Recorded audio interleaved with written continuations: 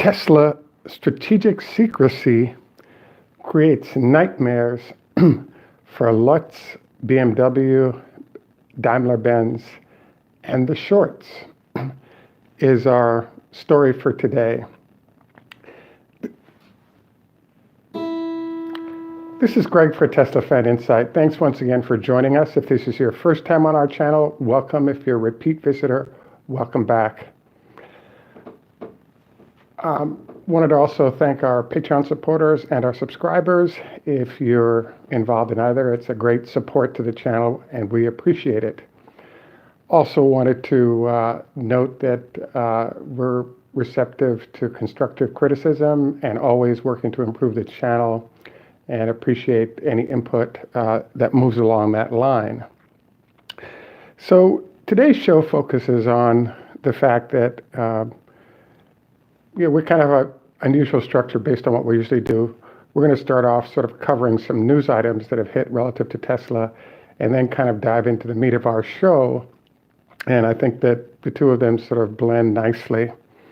So the first item that I wanted to cover today is the fact that, as you know, the coronavirus is hitting hard in China, and particularly one of our viewers, Carlo, I've gotten probably 20 or so pieces of mail regarding the potential harm to Tesla of shutting down facilities relative to this virus and the impact on the stock. So, I think it's a risk, but Tesla is the kind of company where the CEO will actually sleep in the factory if it might have an impact on getting production done. And I think that, that lurks as a possibility of what might happen as well. So what I wanted to review on that piece is just the fact that the primary hit of the virus is 500 miles away, which is not that far, but there's a lot of containment efforts that are being used. And so we're hopeful that it won't impact Tesla much. Based on the number of employees at Tesla and the fact that everyone's going home, I wouldn't doubt that there are employees that are affected by it. So therefore, I think there are going to be sort of missing workers for a period of time until that quarantine is lifted. I also believe that what's going to happen is that Tesla is, I want to say, well situated to address this crisis. And the main reason is that unlike the US, and perhaps its European operations, for the production facilities, they actually have housing there for workers. So you have the potential then of the company being able to provide living accommodations so that if people pass the quarantine period, they can then go back to work.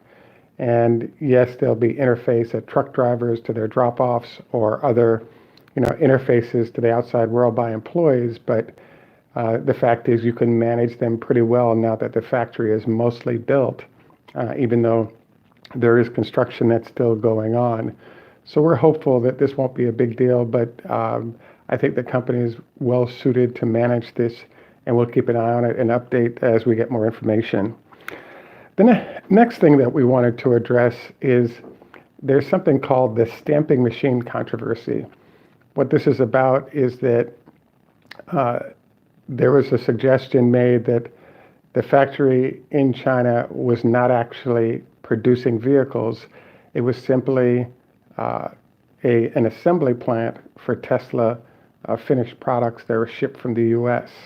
So our understanding is batteries may not be shipped still based on the battery plant being built out, but when it comes to panels for the vehicles, etc., Tesla quickly showed some information about that months ago, but nothing concrete. And the suggestion was that, Tesla may be fudging on this. So the company actually posted video of the stamping machine in operation to address this issue.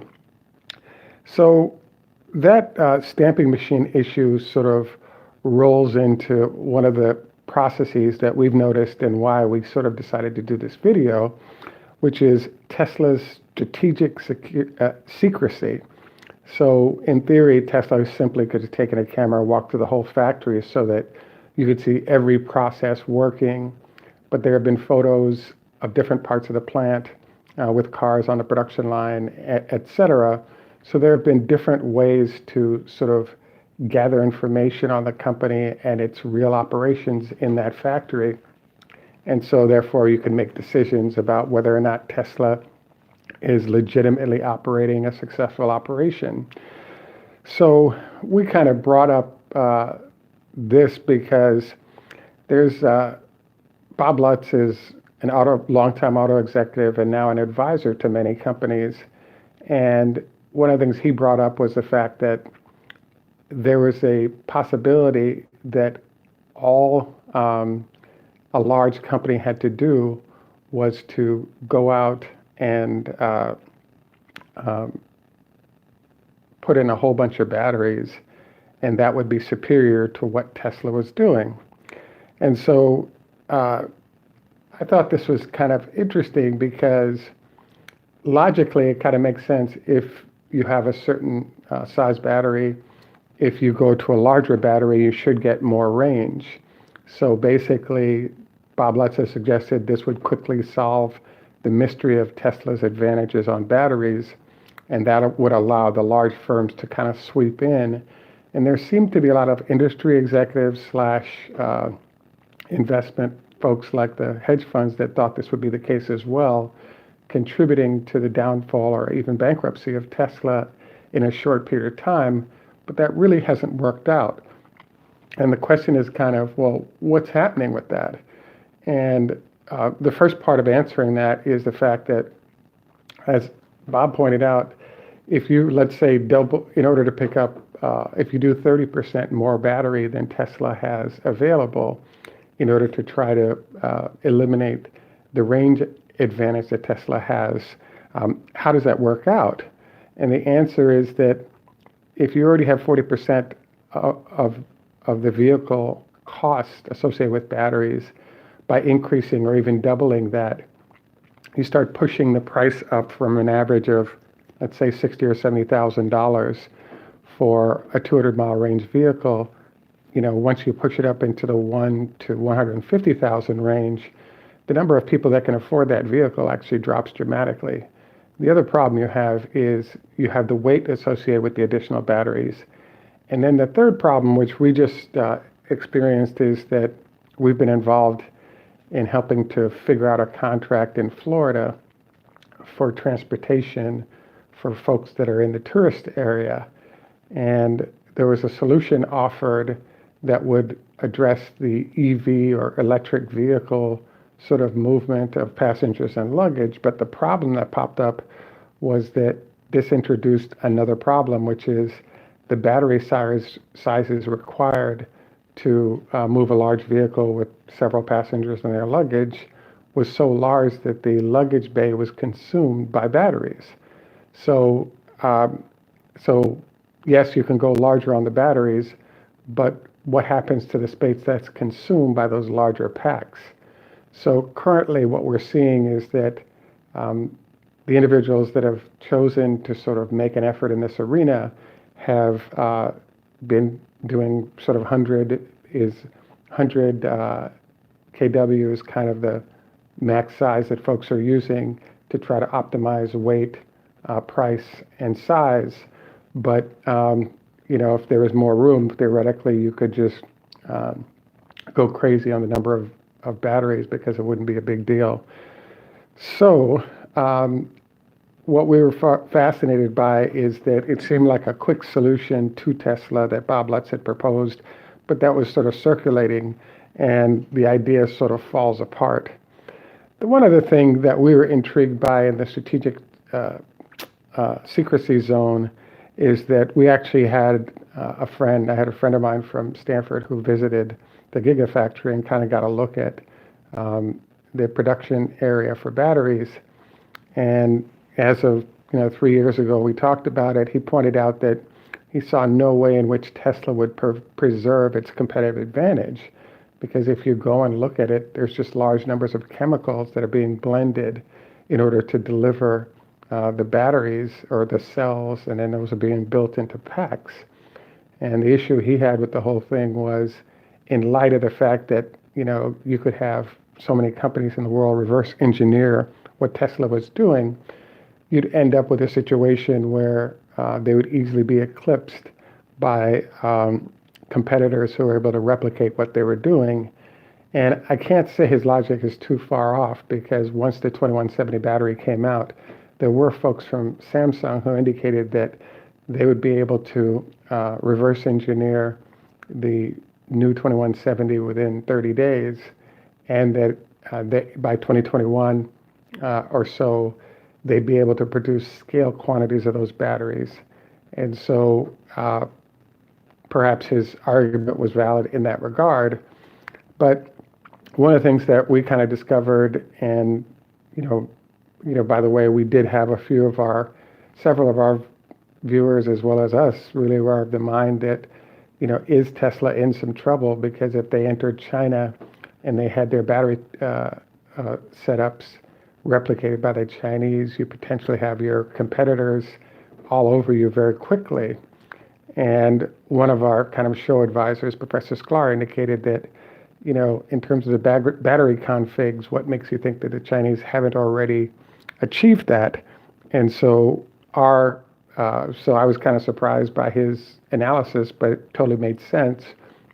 And then I was intrigued then, because even with the non-revealed data on batteries for Tesla, sort of in the hands of everyone, they've been unable to close the gap on performance in terms of range for batteries / price that Tesla enjoys. And this sort of brings up the issue that it is truly a unique blend of software / hardware that allows Tesla to offer perhaps at least 50%, if not more, mileage on the same size cell that competitors are using currently. So this is kind of fascinating to us, because Tesla basically strategically is offering information, and they have to do so because they're in a tough competitive situation with some very large players. As we've shared previously, one of the challenges with Tesla's process is that as they approach in this manner, it implies that the company may be up to activities that are less than truthful, and therefore possibly detrimental or destructive to the future of the company, if in fact it's found out what they're doing. But there's a legitimate argument that's moving sort of in another direction, which is that in fact what it's really all about is the fact that it's a competitive environment, and the more information that's revealed, the more of an opportunity competitors have to sort of climb into Tesla's position and potentially represent a threat. So we'll definitely keep an eye on this, and with updates, et cetera. I guess the last thing that we wanted to cover is that in the recent news that's going on for Tesla, there's an issue of the fact that today the roads surrounding the new German plant have been shut down, and the reason is that there are a number of bombs that were found there that have been dropped by the Allied forces during World War II. And those bombs, instead of being moved, were being blown up. So roadways were closed to minimize potential for harm to folks in that space. And I think that makes sense. When you look at things like the owls that have to, or the bats that have to be moved in a certain time frame, otherwise it'll delay the project, as well as bombs and other things that are going on there, it just seems to me that it's amazing the number of sort of obstacles, even if minor, that keep popping up that are affecting the forward progress of this project. So we're hopeful that a good workout is done between environmentalists and Tesla to get it done, as well as it's a safe space, because those bombs obviously don't sound like a good deal for anybody that would encounter them accidentally, perhaps even on a walk near the building that'll be completed. So we're of the mind that, I think, we're T-minus 3 days and counting till earnings from Tesla. We think the basic numbers are going to be solid for a bunch of reasons, and everything is really riding on what our guidance is, particularly when it comes to China, And as we identify more information that might affect that, we'll definitely be back in the conversation for that. So I wanted to, thank all of you for taking time out to join us. We usually have our health tips at the end, which we'll do today, and then do our end greeting. So the first is, don't forget to not go to bed within 2 hours of eating, preferably 4 hours to let the food digest. Secondly, 25 leg lifts a day to help strengthen the quad muscles, reducing knee issues. Third item is once a week for fried foods. Fourth item is consider 5-2 or some other diet in that fasting zone for better mental health. Any rate, we did a different format today where we'll be loading up our show instead of our usual live feed, and we look forward to feedback. I think what we may do is alternate between live and non-live shows for viewers, because it allows sort of a focus on the topic at hand, and then we can sort of field questions at the end that are driven by the subject that we've covered is one of the sort of strategies that we're trying out right now. So at any rate, this is Greg for Teslafaninsight. Please remember to like and subscribe. Tschüss, French, tschüss, German, au revoir, French, Lihitro, Hebrew, Choda Hafez, Farsi, Ni hao ma, hello in Chinese, Zdravstvuyte, hello in Russian, do widzenia, I believe Polish, Hej do, Swedish. Thank you once again for joining us. We look forward to our next conversation. Have a great day, and bye for now.